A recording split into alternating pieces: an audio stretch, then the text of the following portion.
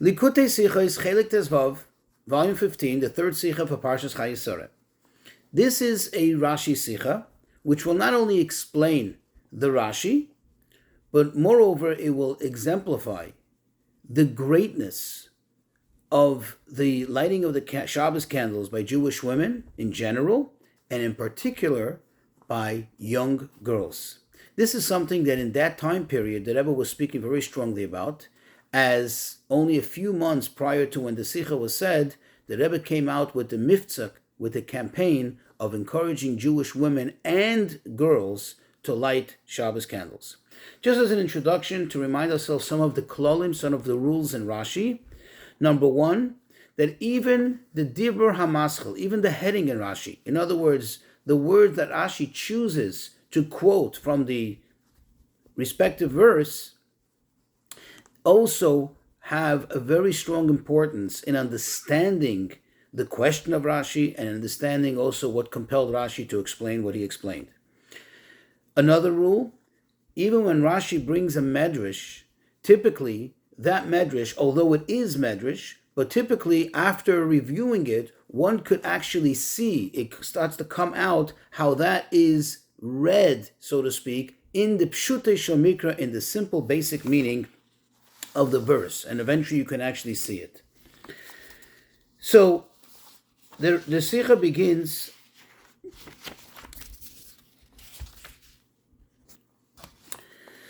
on the chapter 24, Pasuk 67. Over there it describes how after Eliezer brought Rivka, and he's standing outside and he explains to Yitzchak all that occurred, all the miracles that transpired, and how compelling it is and how convincing it is that she is certainly the right one for him. So the verse tells us, Vayiviyah Yitzchak, and Yitzchak brought her, that is Rivka, Ha'oihela Sarah imay, to the tent, Sarah his mother. And then it continues that he took Rivka as a wife, and he loved her, and he found comfort in her for the loss of his mother. So Rashi quotes those three words, Ha'oihela Sarah imay, the tent, into the tent, Sarah his mother. And he explains that what does it mean?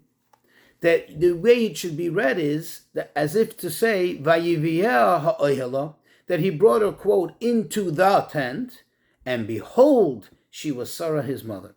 Meaning, says Rashi, that she was exactly like Sarah his mother.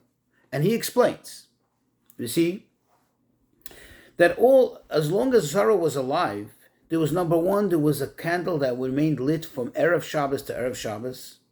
Number two, there was a special blessing in the dough.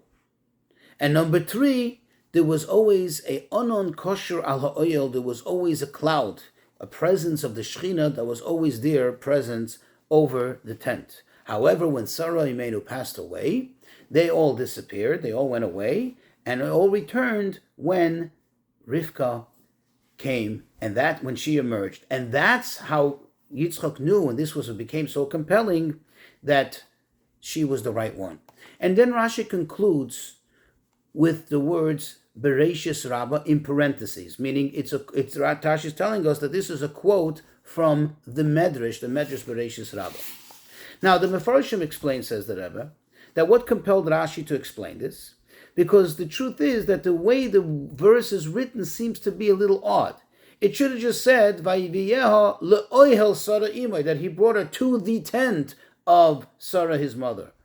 But the fact that the Torah writes ha'oihela with a prefix of a hey, which emphasizes that it's the tent, which typically indicates that it's, so to speak, the known tent or the obvious tent, this seems to imply that there's something unique over here, that there was something already well established about, quote, this tent, and therefore Rashi felt compelled to explain that what it's saying is ha'oyelo, when he brought her into the tent, and behold, Sarah imay, she was Sarah his mother.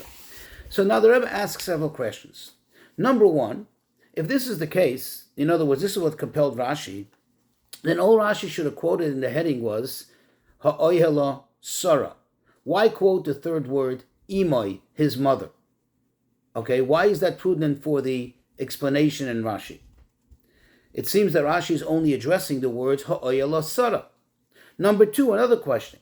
Why does Rashi have to go into all the details to enumerate all the various miracles that took place? Why did he not just suffice by saying there was something special and she was like Sarah, his mother?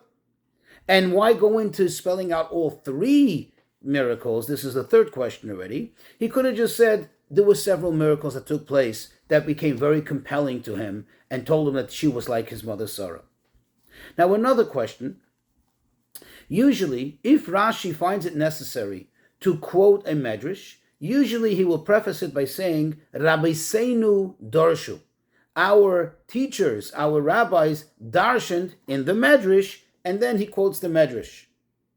But over here, it seems to be a little odd. This is an anomaly, where first he quotes everything which seems and appears as if it's pure pshutei shel mikra, as if it's just standard, simple, basic meaning of the verse. Only at the end does he indicate in the parentheses, Bereshis Rabbah, that this is from the Medrash. Why did he do this? Because, all along, so to speak, it like gives an impression as if it's all Pshut Shemikra, and suddenly Rashi changes it and says, well, it's a Medrash. This is very exceptional. This is something extraordinary for Rashi's style. Says the Rebbe, the explanation in all of this. You see, Rashi had an issue. What alerted Rashi to this whole matter and why he felt compelled to explain it is because these three words, ha'oihela, Sarah, imai, to the tent, Sarah, his mother, all seem to be superfluous, all seem to be extra. Because if you think about it, what is the narrative? The narrative is, as we said in the introduction, Eliezer came. He tells Yitzchak the whole story as they're standing outside. And what's the next order of business? Yitzchak, after hearing everything, took her in for a wife. Why mention at all? Why in the first place does the Torah mention ha'oihela Sarah imai, that it was the tent of Sarah, his mother? What is this? Why is this any importance? Or it seems to be playing an important role in compelling Yitzchak to get married with her. What is it? Therefore, Rashi understood that although Eliezer had told him a compelling story, everything that happened, yet there was still something more than that that compelled Yitzchak, and that almost like you can say clinched the deal in Yitzchak's mind and made him certain that this is the right person from him. And that's why the Torah adds the three words, Vayivieha Yitzchak ha'oihela Sarah imai, that only after this took place, the oihela and Sarah and imai, that's when the pasuk continues that vayikach loi leisha, that he took her for a wife. In other words, it's these three things that made it clear to him that this is the woman he wants to marry. What are these three things? Therefore, Rashi spells out ha'oihela. Now we understand how it all connects to the actual words in the pasuk. Ha'oihela, the tent. That is the miracle of the cloud which hovered over the tent, which was a sign, representation of Hashem's presence, the Shekhinah being present here. And where does Rashi see that? Where does Rashi know this? Where do you see in Pshutei Shemikra a precedent for this? If you recall the story of the Akedah, it says that Avram Avinu saw the place from afar, and he knew that's the place that he has to go to. And over there too, Rashi told us, how did he know that this is the place? Because when you see the place, when it has the prefix of the, what he saw there was a cloud. He saw the cloud of the Shekhinah, the cloud of glory. He knew that is the place. So too here, when it says ha'oihela, the tent, this is an indicator that there's something about a cloud, the presence of God, that was there on the tent. So that's number one. Number two, the next word in the verse is Sarah. And that pertains to the miracle that has a special connection to Sarah. Sarah herself, specifically Sarah. Where do we see something about bread, about the dough, that has a special, unique connection to Sarah? This is in the story we had in last week's Parsha, in Parshas Vayera, where when Avram invites the three guests, the three angels, it's clear and obvious from the verse that he ran and took care of everything. He prepared the food, and he prepared the cows, and he gave them the milk to eat, and he gave them everything. But there's one thing that he delegated to Sarah, and that is when he said to her, go quickly and knead the dough and prepare the breads, prepare the ugos, prepare the cakes for the guest. So there you see already a precedent that the bread, the isa, the dough had a special unique connection to Sarah. So therefore, when it says something about Sarah, in Pshutei Shemikra it can be understood, and it's obvious that this has to do with the blessing of the bread. And now the third word, Imoi, his mother. What is special and unique about mother? So even a child, meaning the child learning on the Ben Chamesh Shana L'Mikra, the legendary student of the Torah, as coined in the Mishnah, the one who is only 5 years old, meaning elementary level, basic elementary level studying Chumash, knows and sees every week that in his home, who lights the candles, who is in charge of making sure that the Shabbos candles are lit? His mother. Now, it's true that it could be also there's a sister or maybe a sister-in-law, but that's not always so typical, because it could be a young child who doesn't have young sisters yet, who are lighting Shabbos candles yet. But certainly he does see that his mother lights Shabbos candles. So when the Torah gives an indication that there's something unique about, quote, his mother, that Rashi knew has to do and is connected to the idea of lighting the Shabbos candles. So this all is perfectly in accordance with Pshutei Shemikra, with the simple basic meaning, and you can see it in the pasuk itself, in the words of the pasuk itself. However, there still remains one question: where is there any indicator at all in Pshutei Shemikra that those candles which Imai, which quote his mother, lit on Erev Shabbos, that they remained lit they kept on burning for an entire week until the next Erev Shabbos? That indeed is not Pshutei Shemikra, and that's why Rashi adds that last point in the parentheses, that this at the end of the day is a quotation. He is taking this from the Medrash, because that part of the explanation, that part is already not pure Pshutei Shemikra, and for that we need to rely on the Medrash. However, there still remains one problem. When you look at the words in the pasuk, and in fact if one goes back to the Medrash which Rashi quotes from, you'll see that the order is not consistent with the way Rashi brings the explanation. The way Rashi quotes it, first he quotes the candle, that's as number one, the miracle of the candle. Number two, the isa, the dough, the bread. And number three, the cloud that hovered over the tent. But it doesn't seem consistent with the order in the pasuk. The pasuk says ha'ayala sara imay, and the order should have been first the cloud, then the dough, the bread, and then the candle. Why does Rashi bring it in this order? The answer is because this whole entire matter is meaning these three things, ha'ayala sara imay, is what brought Yitzchak, what compelled him and made him decide to marry her. Meaning that after he saw these things and he realized that she is like his mother Sarah, therefore it makes sense that the most compelling thing, in other words, the strongest indicator that it was like Sarah, is something that has most connection and most connectivity to Sarah herself, and not only Sarah as a person, but Sarah as a tzaddikus, to her piety. Where do you see it the most? In other words, where is the first order? What's the most compelling thing? The candle. Because the candle, lighting the Shabbos candles, is a mitzvah. So not only does this connect to Sarah, but it connects to Sarah as she did her mitzvahs, lit the Shabbos candles. So the first order of convincing, so to speak, that Yitzchak had was seeing the Shabbos candles and seeing, according to Pshutei Shemikra, seeing Rivka light the Shabbos candles and seeing the effect that it had. This told him that he is like his mother Sarah, not only that she lights the candles, but in the action of mitzvahs, the effect that her mitzvahs has on the whole entire home. The next order is something which is also very much connected to Sarah herself, and that's the idea of the bread, as we said before. However, not necessarily in the engagement of a direct mitzvah. It's not necessarily a mitzvah. It's just something that has to do with the home, and that's why that is the second thing that Rashi enumerates. The third thing, which is the cloud that hovered over the tent, again, that is something which was affected by Sarah, by her greatness, but it wasn't a direct consequence result, of her direct actions. So this explains the Rashi. Now the Rebbe goes into the most wonderful things that you see from this Rashi, amazing things that one can derive from this Rashi. Says the Rebbe, you see that Rashi, we know according to Rashi, as he already had told us in this parsha, Rivka was only 3 years old. And you see that she lit Shabbos candles. Number 1, prior to her marriage. Number 2, even prior to her being bas mitzvah, her being of age. And this is so important. This is so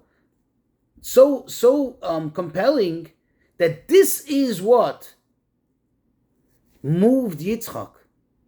This is what convinced Yitzchak to realize that this is the right woman. She is like his mother Sarah. And it's understood, says the Rebbe, if we know the halacha, that it's obvious that that house did not go without Shabbos candles all this time between Sarah's passing and the appearance of Rivka. Because the halacha is that if there's no woman in the house to light the candles, then the man of the house has to light the candles. So it's clear and obvious that Avram Avinu lit the candles. Avram Avinu lit them.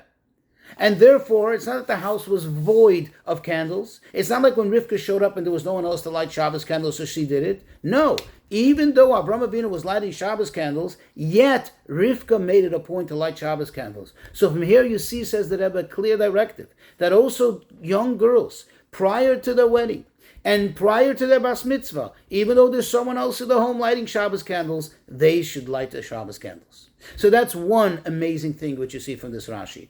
Another wonderful thing, says the Rebbe, as we mentioned, it is certain and obvious that Avram Avinu lit his Shabbos candles. But yet, amazingly, Avram Avinu's candles did not have that lingering effect, did not have that impact on the home like the candles of Rivka. Avram Avinu's candles didn't burn from Erev Shabbos to Erev Shabbos. And that's why Yitzchak noticed this amazing phenomena only when Rivka came back, and that reminded him of his mother. So from here, says the Rebbe, you can see the tremendous power, the tremendous impact of the lighting of candles, even of a little child. As long as she's the daughter of Sarah, Rivka, Rachel, and Leah, that she has the power to illuminate the entire home for the entire week. Now, indeed, says the Rebbe, this is the case. Every time a Yiddish woman or a Yiddish child, even a young girl, lights the Shabbos candles, it has a lingering effect, a positive effect on the home. It illuminates the home for the entire week until the next Shabbos, until the next time the candles are lit. The only difference is that by Rivka, not only did this take place spiritually, but actually physically you can see the candle burning by matter of miracle. The candle remained burning for 7 days. Whereas today, the candle itself, the physical candle may go out, but the spiritual candle, the effect of the candle, the impact, the spiritual impact of this illumination lingers on for the entire week till the next Shabbos. Another thing, says the Rebbe, another wonderful thing that you see specifically in the lighting of candles of young girls, maybe even more, which makes it even greater, and perhaps even greater priority over the lighting of candles of the adults, of the mothers, who certainly, according to halacha, without any doubt, according to all accounts, need to light the Shabbos candles. And the Rebbe bases it on what the Chazal say. In the Gemara, the Chazal talk about the greatness of Torah that is studied by Tinuikos Shel Beis Rabbim, by the little tiny tots, by the little children who are just beginning to study Torah. And the Gemara says how valuable it is. Why? Because it's Hevel She'ein Beichet. It's a breath that has absolutely no sin in it. In other words, it's so pure, it's so pristine. And likewise, says the Rebbe, the candles that are lit by young girls. However, question is, why is it so? What indeed is the reason that Avram's candles did not last for 7 days, but Rivka's did? In other words, the woman's candles did. And we say not only the women in general, but particularly the young children. Why is it so? What with Avram? Avram Avinu was a big tzaddik. Why weren't his candles so effective? The answer is, the sages tell us that the general difference in mode of avodah, the approach and the so to speak, the delegation, the purpose the general purpose of men versus women, women versus men, it says that darko shel ish lichboich, that the manner of a person is to go out and conquer. In other words, the man's place is outside. Man's place is outside to make a living, to conquer, conquest, to be out there and make things happen. And even when he comes home, he says he brings home only the kernel, so to speak. It's the woman in the home, the woman who kol kvuda bas melech pnima. Her task is to be primarily the glory, the beauty, the modesty of the home. And that's the ultimate beauty of a bas melech, of a daughter of a king, of a princess, is to be in a modest setting, meaning to be inside the home. Not confined to the home, not restrained to the home, but that is the beauty. That's where she contributes her special touch. This is her domain. This is where she brings in the light. This is where she makes everything happen. This is where she cultivates a beautiful family. And therefore, since Avram was compelled to light the candles according to halacha, but ultimately it's not his main purpose, this is not what he was tasked with, so to speak, as being a male, being a man. Therefore, when he lit the candles, it just lasted for the time that it lasted. But the woman, since that's her purpose, that's her whole task in life, is to bring light into the home and to affect the home and to make that house into a warm home. Therefore, when she lights the candles, and especially we see it in the case of Rivka and Sarah, when they lit the candles, it had the desired effect on the entire home. Going back now to the order in Rashi, just another beautiful esoteric point that we can really see over here and see how wonderful it is that the order is not by coincidence and it's very specific and very exact.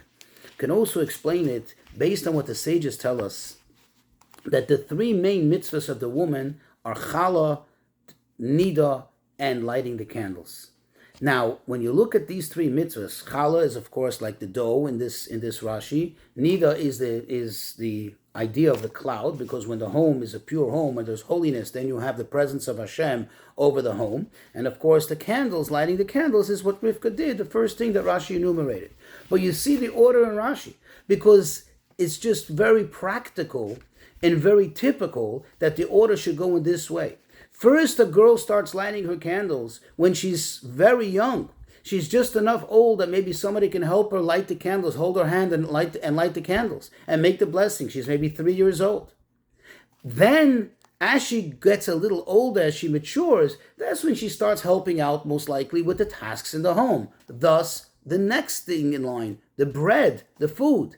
And when she gets even older and she gets married, that's when the third mitzvah comes in, the mitzvah of nida, which is the mitzvah associated with bringing the holiness and godliness into the home. I just want to conclude that this sicha has something amazing at the end, which I've never seen in any other sicha, where the Rebbe makes a conclusion, and it's in bold letters, and I'm going to read it almost verbatim from the sicha itself.